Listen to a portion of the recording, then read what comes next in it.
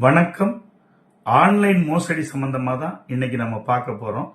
எனக்கு வந்த குறுஞ்செய்தி, ஃபேஸ்புக்ல மெசேஞ்சர்ல எனக்கு ஒரு குறுஞ்செய்தி வருது. நலமா அப்படின்னு கேட்கிறாரு. நலம்னு சொல்றேன். உங்ககிட்ட கொஞ்சம் பேசலாமான்னு கேட்கிறாரு. பேசுங்க அப்படின்னு சொல்றேன்.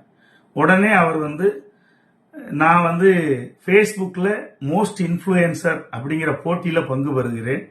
எனக்கு நீங்க வாக்கு செலுத்த முடியுமான்னு கேட்கிறாரு. நான் எப்படி செலுத்த முடியும்னு கேட்கிறேன். உடனே உங்க வாட்ஸ்அப் நம்பர் அனுப்புங்கிறாரு. அனுப்புறேன். அவர் அமெரிக்கா காலில இருந்து வாட்ஸ்அப்ல இணைகிறாரு. அப்ப நான் கேட்கிறேன், இது எப்படி நீங்க திருவள்ளூர் தானே உங்களுக்கு மாவட்டம் காட்டுச்சு, ஆனா அமெரிக்கால இருந்து பேசுறீங்க அப்படின்னு. உடனே எஸ் சார் அப்படின்னு சொல்லி போட்டுட்டு ஒரு மெசேஜ் அனுப்புறாரு.